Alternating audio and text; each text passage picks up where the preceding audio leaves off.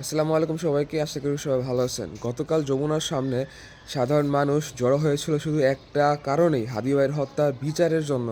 এবং তাদের একটাই দাবি ছিল যে হাদি ভাইয়ের হত্যার যে বিচারের কার্যক্রমটা সেটা যাতে জাতিসংঘের আওতাধীন হয়, মানে সুষ্ঠু একটা যাতে তার বিচার প্রক্রিয়াটা হয়, এজন্য এই দাবিটা জানানোর জন্য তারা যমুনার সামনে একত্রিত হয়েছিল। বাট পুলিশ কালকে যেভাবে মারমুখী হয়েছে এবং পুলিশ যেভাবে মানুষের ওপর আক্রমণ চালাইছে, একটা কথা বলতে চাই যে বাংলাদেশের পুলিশ কখনোই দেশের মানুষের বন্ধু ছিল না। আপনারা যাই বলেন না কেন, পোশাক পরিবর্তন করছেন, যেটাই করেন না কেন, এক পুলিশ, মানে কি বলবো, আমার মানে সুন্দর করেই বলি, এক পুলিশ বলছে যে আয় হাদি ভাইয়ের, সরি এত ভালো করে বলে নাই, আয় হাদি লাশ লিয়া যা। এই কথা বলছে, আয় হাদি লাশ লিয়া যা। মানে কত বড় জাউরা হইতে পারে, কত বড় অমানুষের বাচ্চা হইতে পারে, এই এই কথা কেমনে বলে ভাই? হাদি ভাইকে আমার ভাই লাগে? হাদি ভাইকে আমার আপন রক্তের ভাই লাগে? আমি কেন হাদি ভাইয়ের জন্য কথা বলতেছি? কারণ হাদি ভাই আমার দেশের জন্য কথা বলছে। এই কথা কি তোরা বুঝোস না শুয়োরের বাচ্চারা? মানে তোর দেশের জন্য যে কথা বলবে তারে তুই সাপোর্ট দিবি না, নাকি না? হাদি ভাইকে আমার ভাই লাগে নাকি? আমার জীবনে এক কাপ চা খাওয়াইছে? খাওয়াই নাই, কোনো কিছুই না। বাট আমি কেন হাদি ভাইয়ের জন্য গত 2 মাস যাবৎ মানে পোস্ট করে যাচ্ছি, বা হাদিবার হত্যার বিচার চাইতেছে? আমি কেন? আমার মতো হাজার হাজার কোটি কোটি মানুষ বিচার চাইতেছে কেন? যে সে দেশের জন্য কথা বলতো, তার ভয়েসটা দেশের জন্য অনেক কার্যকর ছিল, সেই মানুষটাকে হত্যা করে মেরে ফেলা হয়েছে। এই জন্য আমরা বিচার চাইতেছি, যাতে এটা দৃষ্টান্ত হয়ে থাকে, যাতে কেউ দেশের জন্য কথা বললে সে যাতে ইনসিকিউর ফিল না করে, তার যাতে এভাবে হত্যার শিকার হতে না হয়, এতটুকুর জন্য। চিন্তা করেন যে কালকে পুলিশ যেভাবে মানুষকে মারছে, আপনাদেরকে জুলাইয়ের কথা মনে করে দিতে চাই। আপনারা ভুলে যায় না যে আপনারা জুলাই মাসে কতটা মানে পিছিয়ে ছিলেন সাধারণ মানুষের কাছে।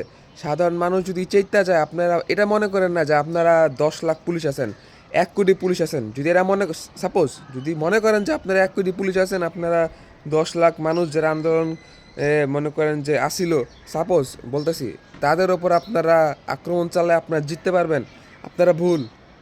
5ই আগস্টে দেশের কী অবস্থা ছিল, দেশের মানুষ কিভাবে রাস্তায় নামছিল, সেটা আপনারা ভুলে যায় না। সেই দৃশ্যগুলা 1.5 বছর আগের কাহিনী, আপনারা সেটা ভুলে যায় না।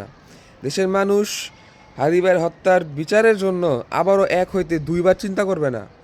আপনারা যাদের মারছেন এরা মনে করেন না যে আমাদের সাধারণ মানুষের থেকে অন্য কেউ। একটা পাঞ্জাবি টুপিওয়ালা মানুষকে মারতে খুবই আপনাদের হাত কাঁপে না?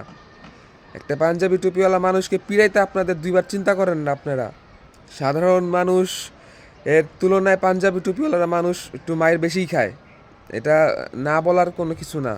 তবে মায়ের সবাই খাইছে, এটা সত্যি। মানে আমি দেখা মানে খারাপ লাগছে, একটা ছেলে দাঁড়ায় আছে, তার হাতে কোনো অস্ত্র নাই, একটা ছুরি পর্যন্ত নাই, তারে পুলিশ ইচ্ছা মতো পিড়াইলো, মানে ইচ্ছা মতো পিড়াইলো। হ্যাঁ, আরেকটা লোক মানে দাঁড়ায় ছিল, সে আসলে হয়তো বা বিচারও চায় নাই, বিচারও চায় নাই, তারেও লাঠি দেয় পিড়াইছে। মানে সাধারণ মানুষ ভাই, আমি জীবনও লাঠির বাড়ি খাইছি কিনা জানি না, স্কুলে পড়াশোনার পর থেকে, মানে স্কুলে মাইর টেট খাইছি হালকা পাতলা, ওই পর্যন্ত। ওরা তো আর কুত্তা মারা মারা নাই, হ্যাঁ, ওরা অন্য মায়ের। তো স্কুলে মাইর খাওয়ার পরে আর জীবনে মাইর খাই না। আমার যদি একটা এমন মোটা লাঠি দেয়, যদি আমার বিটায়, আমার অবস্থাটা কি? আমি আমার কথাই কইতেছি, এমন আমার মতো তো আমার তো ভাইকে গুন্ডা মান্ডা না যে মায়ের খাওয়া অভ্যাস আছে, এরকম তো না।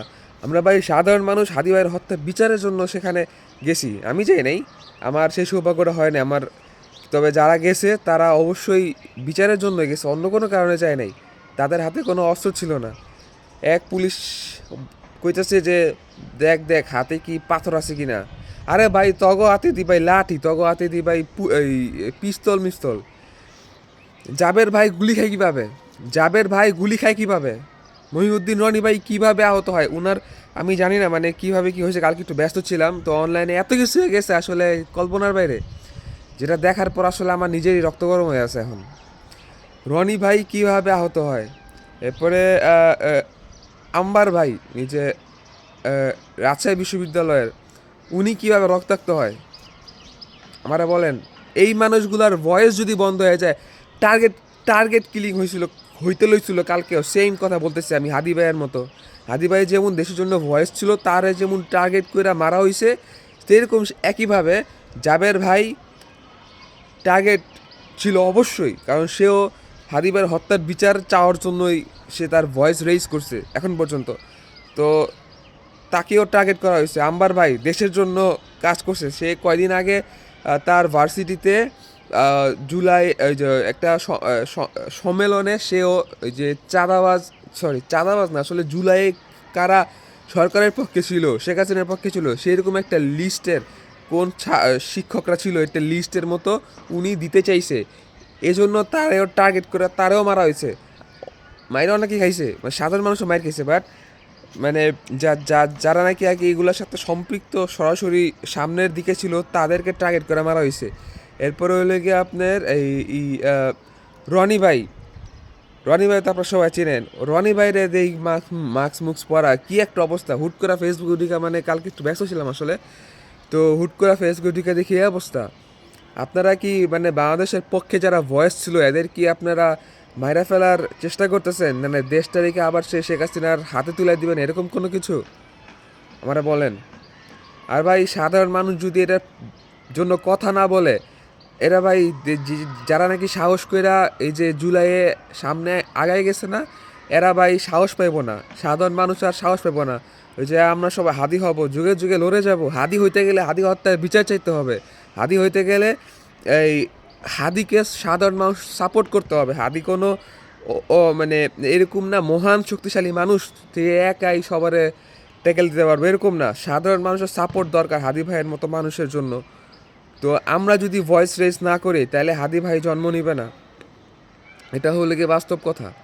কালকের যে বিষয়টা হয়েছে সেটা বলতে চাই যে হয়তোবা আমি এরকম বলতেছি যে হয়তোবা যারা নাকি এই হাদি ভাইয়ের হত্যার বিচারের একদম মূল গোড়ার মানুষ, এদের গদি লইরা গেছে কালকে, এই কারণেই পুলিশকে ভাবে নির্দেশ দেওয়া হয়েছে। আমি জানি না পুলিশকে নিচ থেকে মানুষ এমনি পিটাইছে কিনা, মানে কুত্তা পিটাইছে, হ্যাঁ।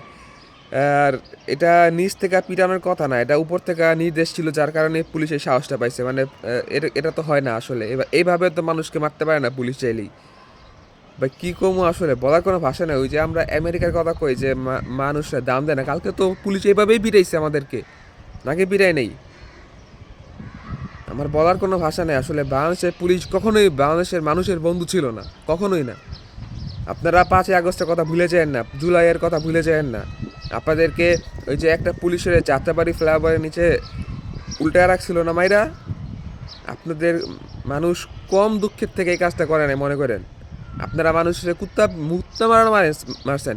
এমনও পুলিশ ওই যে কয়দিন আগেই 6জন পুলিশের ফাঁসি রায় হয়েছে, কোন কারণে জানেন? এরা মানুষরা তো বন্দুক দিয়া গুলি করে মারছেই, মারার পরে ওই লাশের ভিতরে আগুন দিয়ে দিচ্ছে। কত বড় জানোয়ার হইতে পারে। এক মা বলতেছিল, জুলাই আহত এক মা, উনি আর কি এরকম, আমার ইনসিডেন্টটা পুরোপুরি বলতে পারতেছি না, সরি আসলে। উনি বলতেছিল যে উনি এটা বুঝতে পারছে ঘটনাক্রমে যে ওনার ছেলে 5 জনের লাশ ছিল ওই স্তূপটার মধ্যে, একটা স্তূপের মধ্যে 5 জনের লাশ টেনা গুলি খাওয়া লাশ মারা গেছে, এরা ওইখানে স্তূপ করছিল। এরপরে আরেকজন যিনি কিনা গুলি খাওয়া, কিন্তু উনি মারা যায় না, উনি জীবিত ছিল, উনার লাশটা পর্যন্ত স্তূপের মধ্যে রেখা পুলিশ আগুন দিয়ে দিছে। কত বড় জানোয়ার হইতে পারে! আপনি আপনার সন্তানকে কীভাবে এই কাজটা করতে পারেন বলেন আমারে? আপনি সাধারণ মানুষের কথা বাদ দেন, আপনি চিন্তা করেন আপনার নিজের ছেলেকে কে এইভাবে মানে গুলি করছে, গুলি করে আবার লাশ আগুন জ্বালা দিচ্ছে। আপনি চিন্তা করেন আপনার কেমন লাগবে? আপনারা কি মানুষের মধ্যে পড়েন? আপনারা জানোয়ার আর কিচ্ছু না। 5ই আগস্টের জুলাইয়ে যদি সেনাবাহিনী আমাদের সাথে না থাকতো, সেনাবাহিনী যদি আমাদের না দাঁড়াইতো আমাদের সামনে ঢাল হইয়া, আপনারা পুরো বাংলাদেশের মানে পুলিশদের বলতেছি, পুরো বাংলাদেশের মানুষদের মাইরা ফেলতে আপনারা দুইবার চিন্তা করতেন না। সেনাবাহিনী আমাদেরকে রক্ষা করতো, সেনাবাহিনী।